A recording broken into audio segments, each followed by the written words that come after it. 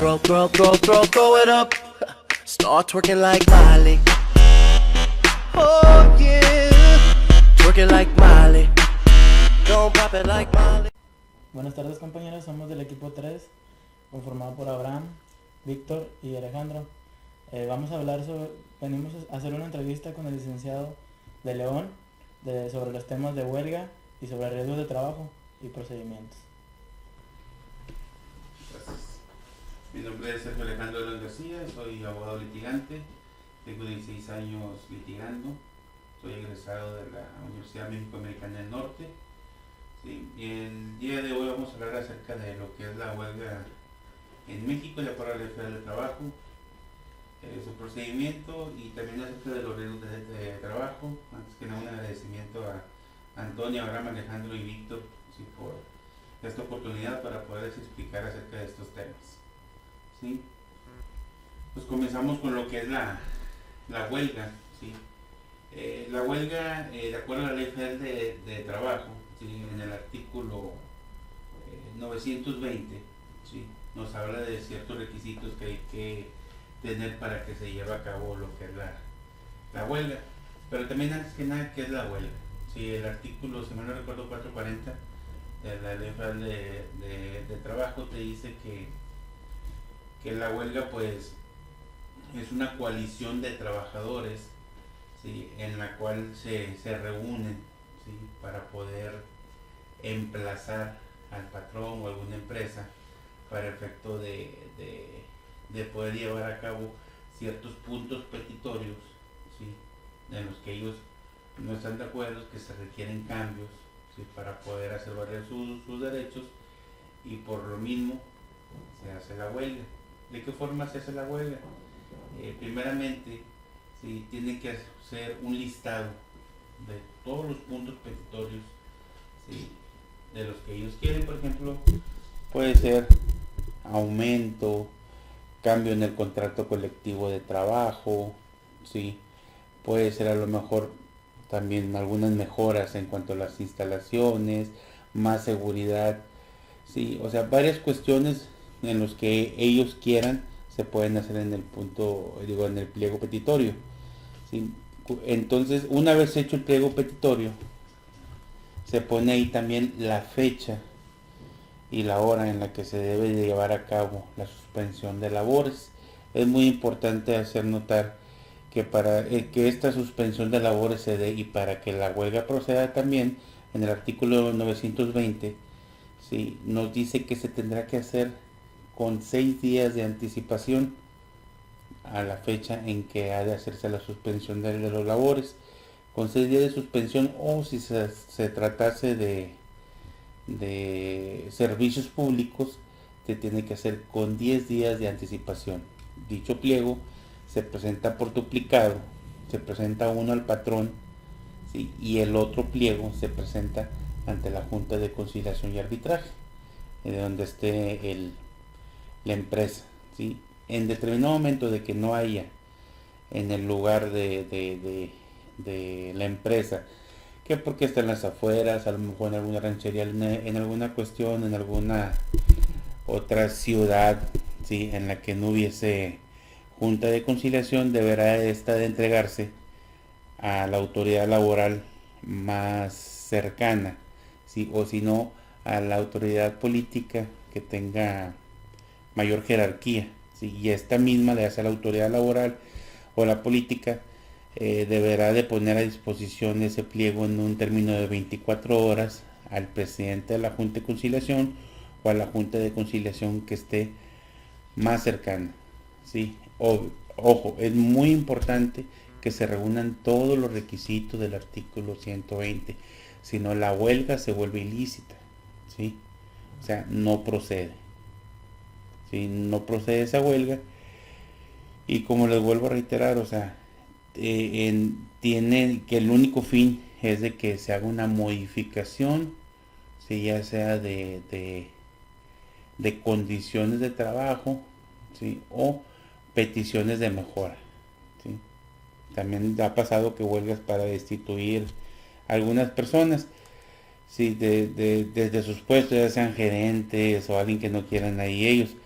es muy importante saber, un trabajador por sí solo no se puede ir a la huelga, tiene que ser ya sea un sindicato, ¿sí? O que se conforme una coalición.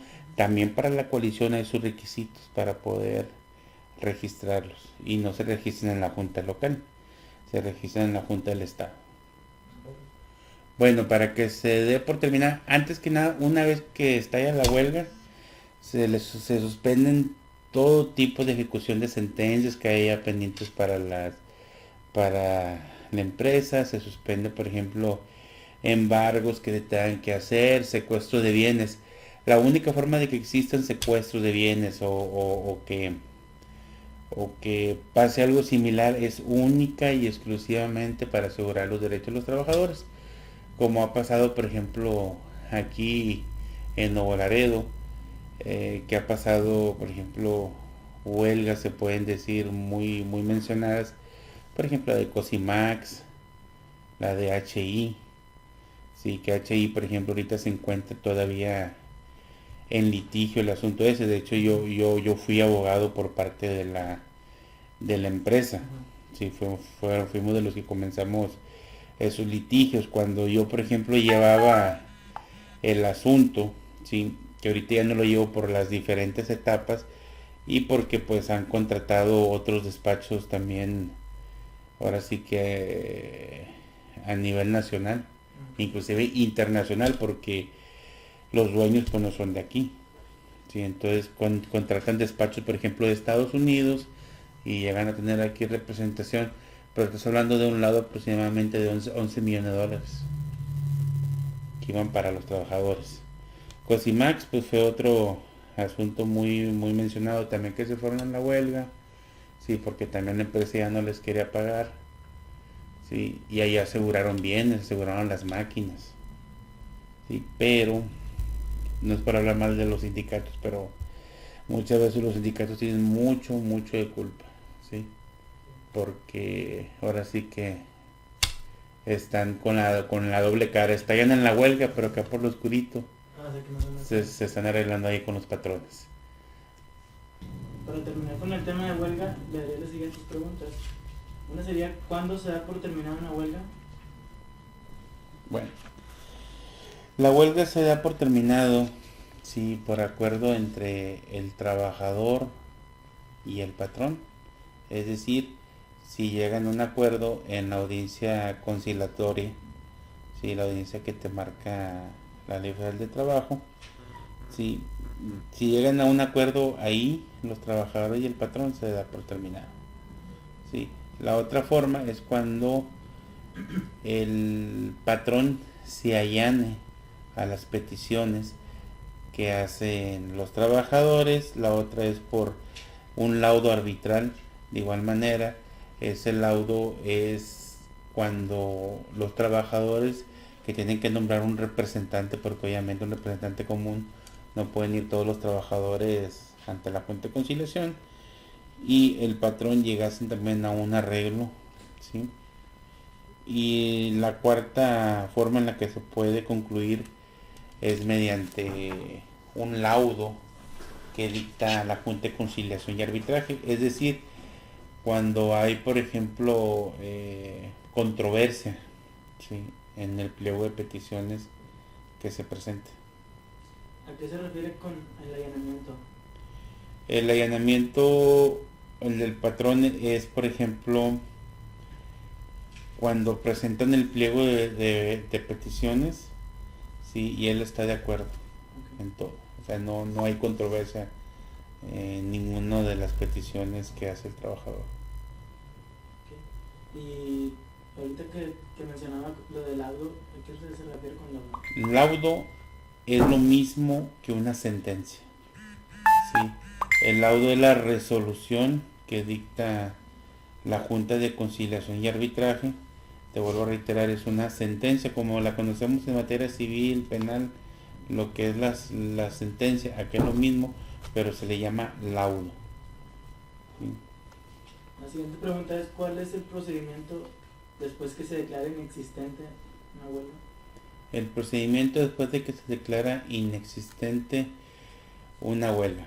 Bueno, el procedimiento es de que se les notifica, ¿sí?, a los trabajadores sobre la inexistencia o ilegalidad de esa huelga, ¿sí? Y también se les notifica, ¿sí?, que dentro del término de 24 horas, si mal no recuerdo, deberán de regresar a sus labores, ¿sí? Quien no acate esa orden de regresar a sus labores, ¿sí?, se les tendrá por rescindida la relación de trabajo. Ahora el licenciado Sergio Alejandro de León García nos hablará sobre riesgos de trabajo. Primero que nada, licenciado, ¿qué es un riesgo de trabajo? Bueno, un riesgo de trabajo, de acuerdo a la Ley Federal del Trabajo en el artículo 463, se refiere a aquellos accidentes o enfermedades, sí, que pueda sufrir un trabajador en el desempeño de sus labores. Okay. ¿Y qué sería un accidente de trabajo? Un accidente de trabajo, el artículo 474 nos dice que accidente de trabajo es toda lesión orgánica, ¿sí?, o perturbación funcional inmediata o posterior, o la muerte producida repentinamente en el ejercicio con motivo de su trabajo. Es decir, por ejemplo, un accidente de trabajo puede ser que estés trabajando con una prensa, o sea, en una maquiladora es algo muy común, y que te prenses los dedos, te prenses el brazo. Sí, también un accidente de trabajo, por ejemplo, podría ser que estés, que hayan trapeado, por decir, ¿sí?, o que esté alguna sustancia tirada, viscosa, y te resbale, te pegues, te quiebres un pie. Todo lo que sea, ¿sí?, un accidente, ¿sí?, y que sea dentro de las instalaciones del lugar de trabajo, ¿sí?, se puede considerar un accidente de trabajo. También hay otros que se consideran accidente de trabajo fuera de las instalaciones, pero ahorita vamos a hablar de eso más adelantito. ¿Qué es una enfermedad de trabajo?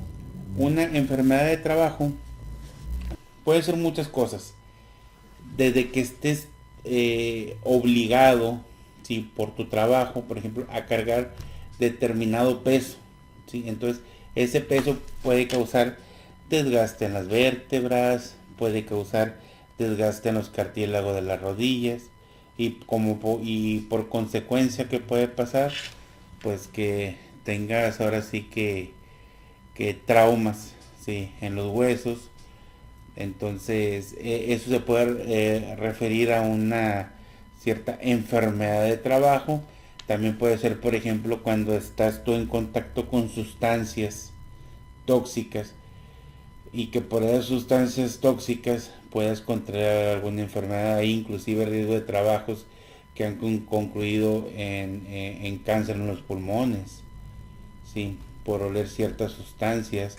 Algo muy común también, por ejemplo, en los trabajadores de las minas, se da ese tipo de riesgo, ya sea por las sustancias que están respirando, los gases que están respirando, ¿sí?, la cuestión de la oscuridad a la que están acostumbrados los mineros, van perdiendo de hecho visión. O sea, todo eso se puede considerar lo que es una enfermedad de trabajo.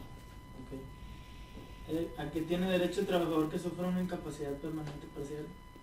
Bueno, antes que nada, o sea, tiene derecho a todos los servicios que le presta el Seguro Social, ¿sí? Como es, por ejemplo, medicamentos, estancia en el hospital de ser necesario, ¿sí?, tratamientos especiales. También de cierta manera pueden ahora sí que calificar para prótesis, cuestiones de esas, y definitivamente, o sea, su prestación, que es una prestación en dinero, que es lo de su pensión, se le puede llamar. ¿Y la permanente total sería? Bueno, esas son las incapacidades. Sí, existen incapacidades que son la permanente, ¿sí?, y la total. Hay unas temporales también. Las temporales, pues, haz de cuenta cuando es más, aquí el artículo 478, aquí te dice capacidad temporal, ¿sí?, que es la pérdida de alguna facultad, alguna aptitud, de algún órgano, ¿sí?, que en ese momento es temporal. O sea, si no pérdida de un órgano, por decir, me quiebro la mano y a lo mejor con eso de la quebrada de la mano, pues ya no puedo realizar yo mi trabajo que estaba llevando a cabo, ¿sí? Ya sea en una plancha, en una prensa, porque la utilizo para poder realizar mi trabajo, para operar la maquinaria, pues ya no voy a poder, ya sería una temporal nada más. ¿Y qué es un accidente de trayecto? Un accidente de trayecto. Mira, antes para concluir, discúlpame, lo de la incapacidad permanente total, sí, que de igual manera es la pérdida de facultades o aptitudes, sí, para desempeñar un trabajo por el resto de su vida. Volvemos a lo mismo. La diferencia que es aptitudes de una persona para trabajar, sí, y el otro es por el resto de su vida, sí. O sea, puede ser, por ejemplo, sí, hay inclusive personas que les amputan un miembro y ya no pueden realizar ese trabajo, sí, o porque sea precisamente por alguna incapacidad frente a una enfermedad, ya sea que tengan cáncer, o a lo mejor ya no les permiten cargar cosas pesadas, ¿sí? Puede pasar de que a lo mejor los cambien de departamento y se hacían un trabajo en el que cargaban, pues a lo mejor algún trabajo de administración, alguna cuestión de esas, eso lo valora un médico, ¿sí? Pero usualmente el médico lo que hace, ¿sí? Expide un certificado y una recomendación, ¿sí? Entonces, de acuerdo a ese certificado y esa recomendación, ya sea que el trabajador pueda cambiar de área cuando la incapacidad sea temporal, ¿sí? Y así es permanente, pues ahora sí que ya prosiguen lo que son las cuestiones de las pensiones y todo lo que vayan a necesitar, ¿sí? Ahora, lo que me decías ahorita de lo de el accidente Accidente de trayecto. el accidente de trayecto. Hace rato, por ejemplo, habíamos mencionado en los accidentes de trabajo, Ujú. sí, que más adelante hablaremos el tema referente a eso, ¿sí? El más común, salen de tu trabajo, la maquiladora, ¿sí? Vas trayecto para que te dejen a tu casa y el camión tiene un accidente, ya sea de que se voltea, chocan, lo que tú quieras, ¿sí? Entonces les cubre todavía. Les cubre media hora antes de entrar a su trabajo y media hora al salir a su trabajo. Puede ser que porque me resbalé, ¿sí? Al bajar los escalones del camión, o voy en mi bicicleta, me atropellan, vengo de mi trabajo, voy para mi trabajo, voy en mi coche, voy rumbo a mi trabajo, me sucede un accidente. Entonces todo eso es a lo que se refiere lo que es el trayecto. ¿Qué efectos puede producir un riesgo de trabajo? ¿Qué efectos puede producir un riesgo de trabajo? Pues te puede producir el efecto de la incapacidad, ¿sí? Que puede ser desde una incapacidad temporal a una total. ¿A qué tienen derecho los trabajadores que sufren un riesgo de trabajo? Volvemos a lo mismo, ¿sí? Tienen derecho a la atención médica, ¿sí? Y a una remuneración económica, una prestación o una pensión que también es temporal en el tiempo que tiene ese lapso de la enfermedad o del accidente de trabajo, ¿sí? Que muchos patrones, te voy a decir una cosa, no obstante de lo que les da el seguro social, inclusive hay patrones que les pagan también su sueldo, ¿sí? Y hay otros que nada más, o sea, con que cumplan de estar pagando el seguro social les paga su sueldo, ¿sí? También depende de la proporción en la que sea esa enfermedad, o también que también cuenta para poder dictaminar el tipo de enfermedad y cuánto es lo que van a pagar, ¿sí? Tanto la ley federal de trabajo, ¿sí? Como la ley del seguro social tienen su tabla para poder calificar en un porcentaje, ¿sí? Ya sean los miembros de la persona y la incapacidad. ¿Cómo se deben determinar las indemnizaciones para los accidentes de trabajo? Es lo que mencioné ahorita. Exactamente, volvemos a lo mismo, se determinan de acuerdo a esas tablas, ¿sí? Antes que nada, el dictamen del médico es súper importante. Si el médico te dice, es que ya no puedes trabajar, ¿sí? Y ya que dice que no puedes trabajar, pues hay que ver la causa por la que no puedes trabajar. Depende de la causa, ¿sí? Aquí han venido casos en los que me dicen, oigan, y pues que ya no puedo trabajar, sí, porque me falta una pierna, y me dicen, pero nada más me están indemnizando al 60% o nada más la pensión va a ir al 60%. Es porque es de acuerdo a la tabla. Ok, licenciado. Continuaremos con otra serie de preguntas. La primera sería, ¿cuándo queda el patrón exceptuado de pagar las indemnizaciones? ¿Cuándo queda el patrón exceptuado de pagar las indemnizaciones? Bueno, hay que ser más específico. Sí, ¿a qué indemnización te refieres? Cuando es un accidente. Cuando es un accidente. Ok, cuando es un accidente, pues la única sería por la causa que estábamos viendo, que es la negligencia del trabajador. Sí, cuando hay negligencia del trabajador, pues no procede ahora sí que ningún tipo de indemnización, más que el brindarle los servicios médicos, sí, y las medicinas que las del propio Seguro Social, pero así que digas tú que tienen derecho a una indemnización, pues no, que de hecho hay una dictaminación que ahí te dice cuando es por negligencia del trabajador, o sea, no hay obligación por parte del Seguro Social. ¿Cuál sería la indemnización por muerte? Indemnización por muerte, como tú lo has dicho, es cuando si el trabajador pierda la vida, ¿sí?, en funciones de su trabajo. Puede ser, por ejemplo, un camionero, ¿sí?, está en ruta, ¿sí?, una volcadura, pierde la vida. Puede ser aquí casos como los que se dieron, por ejemplo, de un caso muy común que hasta la fecha lo estamos peleando, un servidor lo está peleando, sí, de lo de, por ejemplo, del restaurante La Palma, sí, que llegaron y balacearon y mataron a los trabajadores. Ahorita es fecha que estamos peleando todavía. ¿Desde cuándo pasó? Estamos peleando, ¿por qué? Porque los patrones tratan ahora sí, de evadir la responsabilidad. Pero sería también una muerte en funciones, o sea, de su trabajo. Me han tocado casos en los que vienen, por ejemplo, del 26, les fallan los frenos, se les desprende ¿cómo se llama? La cabina, sí, y muere la persona o muere calcinado, pero eso es muy común, sí, en los transportistas, también en las maquiladoras a veces pasa, sí, de que por algún accidente de trabajo pierde la vida. Ahora sí que el trabajador, también es muy cierto que no nada más es en los trabajos, ¿sí? Si fallece una persona y esa persona tenía esposa, concubina, tenía, por ejemplo, dependientes económicos, ellos tienen derecho.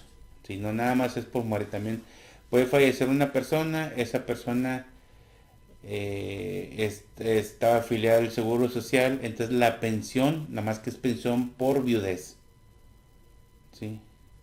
Una pensión por viudez, o la pensión que estaba persiguiendo la persona, la puede empezar a recibir uno de sus dependientes económicos. En el caso de que sea indemnización por muerte, ¿quién tendría derecho a recibir esta indemnización? Los dependientes económicos, la esposa o la concubina. La concubina, sí, es, como te diré, la persona que estuvo con esa persona durante más de 5 años. Se le da el nombre de concubina. Si estuvo se dan muchos casos de que la persona estaba separada de la esposa y ya vivían con otra persona, entonces fallece y cree esta persona que, porque como estuvo mucho tiempo con esta persona viviendo con el fallecido, quieren pedir la pensión, pero si el trabajador o la persona que falleció nunca se divorció de la esposa, quien va a tener derecho a recibir esa pensión de la esposa. Para que se dé el concubinato tienen que estar juntos por más de 5 años y que ninguna de las partes esté casada o haya sido casada. ¿Sí? O sea, eso es bien importante. Y hay un juicio que se tiene que hacer de dependencia económica ante la Junta de Conciliación y Arbitraje, que ya una vez que se realice ese juicio y que dictan un laudo sobre ese juicio, que es en jurisdicción voluntaria, ¿sí? Ese se presenta ahí ante prestaciones en el Seguro Social para que les den la dependencia. Eso usualmente los hacen los hijos, los ascendientes a los papás que dependían económicamente de esta persona cuando no tienen, ahora sí que hijos ni tienen esposa o concubina. Bueno, de nuestra parte es todo y agradeciendo de antemano al licenciado Sergio Alejandro de León la atención prestada hacia nuestros temas de interés que le queríamos proporcionar, y de nuestra parte solo nos resta agradecerle por todo lo que nos ha brindado y enseñado. Muchas gracias. Al contrario, Antonio, Abraham, Alejandro, Víctor, gracias por darme la oportunidad de poder transmitirle lo mucho o lo poco que sé sobre este tema. Sí, espero hayan sido entendible lo que les expliqué, y estoy a sus órdenes para cualquier pregunta, cualquier cosa para los compañeros. Y también un saludo para el licenciado Velasco, sí, buen amigo, maestro, sí, ahí en la prepa en la Valle del Bravo. Por ahí nos tocó que nos dio clases. Gracias. Throw it up. Start twerking like Miley. Oh yeah. Twerking like Miley. Don't pop it like Miley.